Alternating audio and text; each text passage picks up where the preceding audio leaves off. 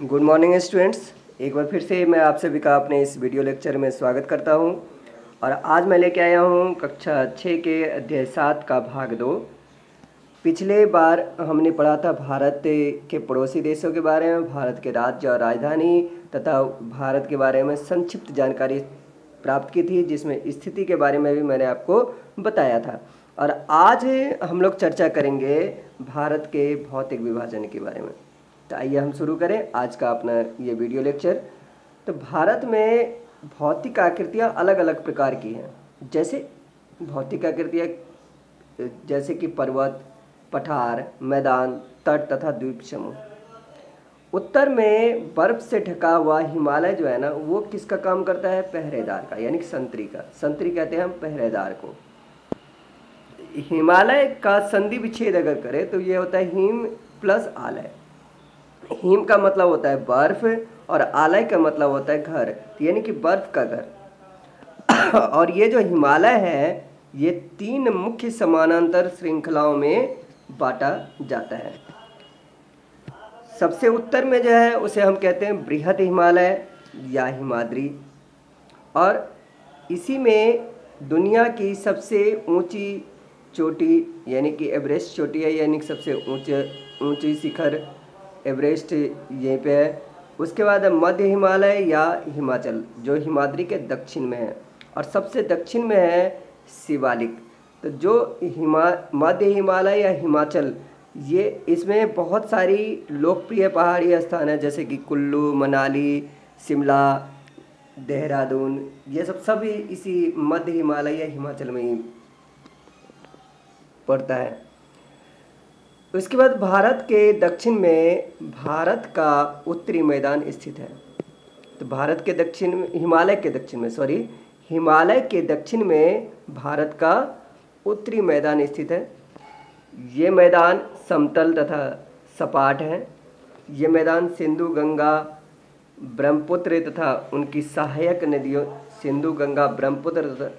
इनकी सहायक नदियों के द्वारा लाए गए जलोढ़ निक्षेपों से बना है। तो अब यहाँ पे दो ये जो शब्द हैं, इस शब्द को हम समझते हैं सहायक नदियाँ और जलोढ़ निक्षेप, ये क्या होता है?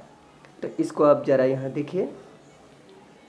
जलोढ़ निक्षेप ये नदियों के द्वारा लाई गई बहुत महीन मिट्टी होती है तथा नदी बेसिन में निक्षेपित कर दी जाती है। निक्षेपित मतलब उसको जमा कर दी जाती है। नदी बेसिन यानी कि नदी के किनारे। सहायक नदियाँ एक नदी या सरिता जो मुख्य नदी में किसी भी तरफ से आकर मिलती हैं तथा अपने जल को मुख्य नदी में डाल देती हैं। तो ऐसे नदियों को हम सहायक नदियाँ कहते हैं। अब भारत के पश्चिमी भाग में भारतीय महामरुस्थल स्थल स्थित है। यह शुष्क, गर्म और रेतीला स्थल है। यहाँ वनस्पति की मात्रा बहुत कम है। शुष्क मतलब बहुत ही सूखा, गर्म है और रेत ज़्यादा है यहाँ। उत्तरी मैदानों के दक्षिण में प्रायद्वीपीय पठार है।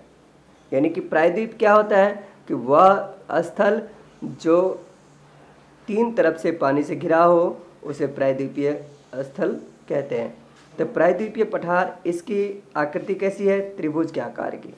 इसका धरातल काफ़ी ऊंचा नीचे है, यानी कि उबड़ खाबड़ है, जिसको उच्चा बच्चे हम कहते हैं।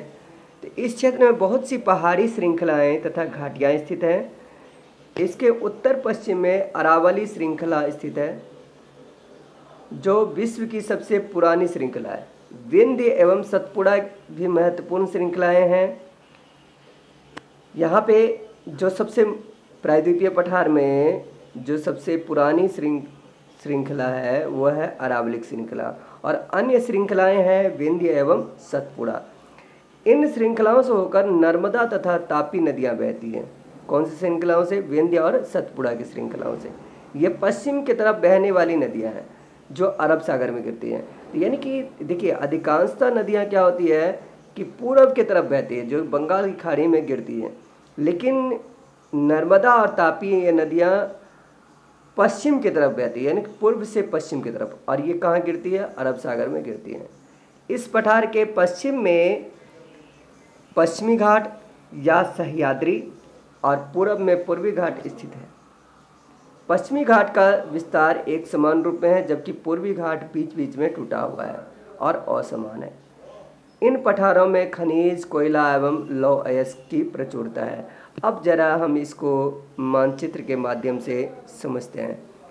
देखिए यहाँ भौतिक मानचित्र, ये देखिए, ये आप यहाँ देख सकते हो इस मानचित्र में, ये भौतिक मानचित्र है।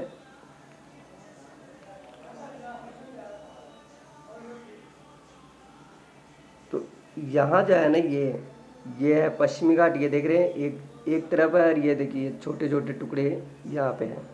ये पूर्वी घाट टूटे हुए हैं बीच बीच में, और यहाँ पे ये देखिए, ये उत्तर पश्चिम में भारतीय महामरुस्थल है, और ये हिमालय है। तो हिमालय का ये शिवालिक की पहाड़ी है, उससे सबसे ऊपर हिमाद्री, और फिर उसके बाद उसके बाद क्या है, उसके बाद आपका हिमाचल, और सबसे दक्षिण में है शिवालिक की पहाड़ियाँ। और ये आपका जो है ना उत्तरी मैदान हो गया ये वाला। और प्रायद्वीपीय पठार, ये त्रिभुज कि दक्कन का पठार जो है, ये यही प्रायद्वीपीय पठार है, जो इस आकार का, जितने भी येलो वाला भाग आपको दिख रहा है। और इसी में ये विंध्य श्रेणी है, सतपुड़ा श्रेणी है। तो इस तरीके से हमने इसमें जाना। अब आगे देखते हैं। इसमें पश्चिमी घाट के पश्चिम में तथा पूर्वी घाट के पूर्व में तटीय मैदान स्थित हैं। पश्चिम तटीय मैदान काफ़ी संकीर्ण यानी काफ़ी कम पतला है, और पूर्वी तटीय मैदान अपेक्षाकृत यानी कि जो पश्चिम तट के मुकाबले में ये अधिक चौड़े हैं। यहाँ पूर्व की ओर बहने वाली कई नदियाँ हैं। पूरब की तरफ जो बहती है वह महानदी, गोदावरी, कृष्णा, कावेरी बंगाल की खाड़ी में गिरती है। यानी कि ये पूरब की तरफ बहती है, पश्चिम से पूरब की तरफ बहती है। ये नदियाँ अपने मुहाने पर उपजाऊ डेल्टा का निर्माण करती हैं। डेल्टा क्या होता है, तो जब नदियाँ समुद्र के पास आती है तो वो कई धाराओं में बढ़ जाती है, तो उसके बीच का जो क्षेत्र होता है उसको हम डेल्टा कहते हैं। बंगाल की खाड़ी में गंगा एवं ब्रह्मपुत्र नदियों के मुहाने पर सुंदरबन डेल्टा है, जहाँ पे कि बहुत बड़ा जंगल है। अब देखिए, आगे बढ़ने से पहले हम लोग एक फैक्ट जानते हैं। यहाँ पे दिया हुआ है, क्या आप जानते हैं गंगा एवं ब्रह्मपुत्र नदियाँ विश्व की सबसे बड़े डेल्टा का निर्माण करती है, जिसे सुंदरबन डेल्टा कहा जाता है। इस डेल्टा की आकृति त्रिभुजाकार है। डेल्टा स्थल का वह भाग है जो नदी के मुहाने पर बनता है। जहाँ नदियाँ समुद्र में प्रवेश करती हैं उस जगह को नदी का मुहाना कहा जाता है। मुहाना क्या होता है, तो जहाँ नदियाँ समुद्र में प्रवेश करती हैं तो उस जगह को नदी का मुहाना कहा जाता है। उसके बाद आगे एक और फैक्ट है, देखिए, प्रवाल द्वीप। प्रवाल द्वीप क्या होता है, तो प्रवाल होता है छोटे समुद्री जंतु के कंकाल, जिसे पॉलिप कहा जाता है। जब जीवित पॉलिप मरते हैं तब उनका कंकाल बच जाता है। अन्य पॉलिप की वृद्धि इन ठोस कंकालों के ऊपर होती है, जो बढ़ते बढ़ते काफ़ी ऊंचे होते जाते हैं तथा इस प्रकार प्रवाल द्वीपों का निर्माण करते हैं। ये देख रहे हो आप इस चित्र में, ये देखिए, इस चित्र में ये प्रवाल द्वीप है, ये प्रवाल द्वीप है। अब आगे हम बढ़ते हैं इसमें। ये तो चित्र है बच्चों ने जो बनाया है। भारत में 2 द्वीप समूह भी हैं। एक है लक्षद्वीप द्वीप समूह जो अरब सागर में है। ये केरल के तट से कुछ दूर स्थित प्रवाल द्वीप है, प्रवाल से बना हुआ है। और अंडमान और निकोबार द्वीप समूह भारत से दक्षिण पूर्व दिशा में बंगाल की खाड़ी में स्थित है। अब ये आपसे आपके एक नॉलेज का टेस्ट है कि क्या आप जानते हैं कि कौन सा द्वीप समूह वर्ष 2004 में सुनामी से प्रभावित हुआ था। तो इसका सही आंसर हो जाएगा अंडमान और निकोबार।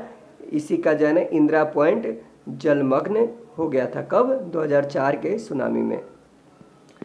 समाचार पत्र तथा लोगों से बातचीत के जरिए जानकारी प्राप्त कीजिए कि जब सुनामी भारतीय तट से टकराई थी तो किस प्रकार लोगों ने अलग अलग तरीके से इस चुनौती का सामना किया था। तो इसमें काफ़ी ज़्यादा दिक्कतें भी थी लोगों को, काफ़ी लोगों के घर इत्यादि बर्बाद हो गए थे, तबाह हो गए थे, काफ़ी सारे लोग मरे थे। और फिर उसके बाद धीरे धीरे जो रेस्क्यू वगैरह यानी कि राहत कार्य करने वाले थे उन्होंने इसको काबू किया। सुनामी एक विशाल सागरीय तरंग है जो समुद्र तल पर भूकंप के कारण उत्पन्न होता है, यानी कि समुद्री भूकंप के कारण जो विशाल तरंग उत्पन्न होता है यानी कि वेव उत्पन्न होता है, तो उसको हम कहते हैं सुनामी। तो इस तरीके से हमने इस अध्याय को आज समझा और अगली वीडियो लेक्चर में हम लोग करेंगे इसका अभ्यास यानी कि इसका प्रश्न उत्तर के माध्यम से इसका रिवीजन करेंगे। आपका पूरी वीडियो देखने के लिए धन्यवाद। Have a nice day. Thank you.